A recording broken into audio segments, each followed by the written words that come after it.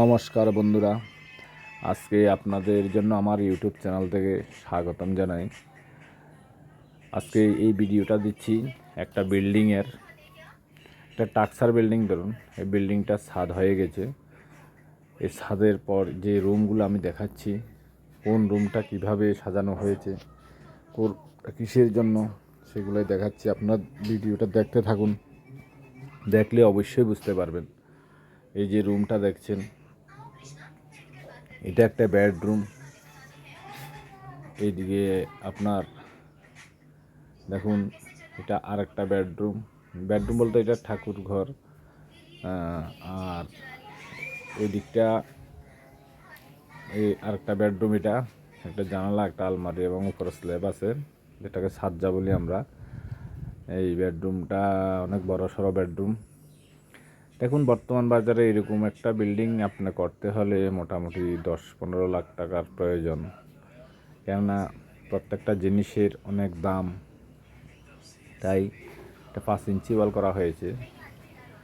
আর ছাদটা দেখুন এই হয়ে গেছে। এখন মোটামুটি আরও কিছু কাজ রয়ে গেছে ঘরটাতে, আরও অনেক কাজ অবশিষ্ট রয়েছে। এটা প্লাস্টারিংয়ের পরে আপনার ফ্লোরে টাইলসের কাজ আছে। এরপর আপনার থাকবে রঙের কাজ, ওয়ারিংয়ের কাজ।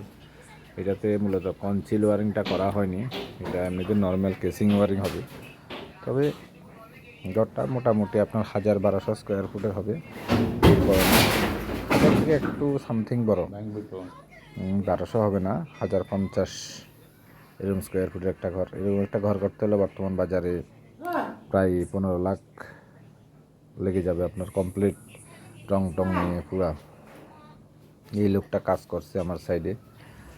তো ঘরটা মোটামুটি আপনাদের কেমন লাগলো, বা আপনারা এরকম ঘর করতে ইচ্ছুক কিনা, অবশ্যই আপনারা কমেন্ট করে জানাবেন। আর আমার সাথে যুক্ত থাকবেন। এরকম কনস্ট্রাকশন লাইনের আরও অনেক অনেক ভিডিও আপনি পেতে হলে অবশ্যই আমার সাথে যুক্ত থাকবেন। চ্যানেলটা সাবস্ক্রাইব করবেন, সাবস্ক্রাইব করে পাশে থাকবেন। এরকম নিত্য নতুন ভিডিও এবং কনস্ট্রাকশন লাইনের বিভিন্ন ভিডিও আপনারা সর্বপ্রথম পেয়ে যাবেন। এবং ওই ডিজাইনগুলো দেখে হয়তো আপনিও এরকম একটা ঘর করে উপকৃত হবেন। তাই জন্য বলছি, সবাই চ্যানেলটা সাবস্ক্রাইব করবেন, পাশে থাকবেন।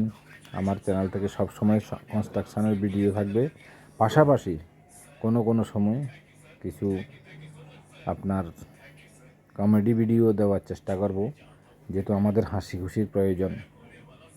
তাই তো ছাদটার ফিনিশিং দেখুন। ছাদটা আপনার বিশেষ করে এটা প্লাইউড দিয়ে করা হয়েছে, ভীমটা কাঠ দিয়ে করা হয়েছে। তো প্লাইউডটা ব্যবহার করাতে আপনার ছাদটা অনেক সুন্দর হয়েছে। তো এরকম আপনারা সবাই ছাদের ঘর করলে অবশ্যই এভাবে কাজ করার চেষ্টা করবেন।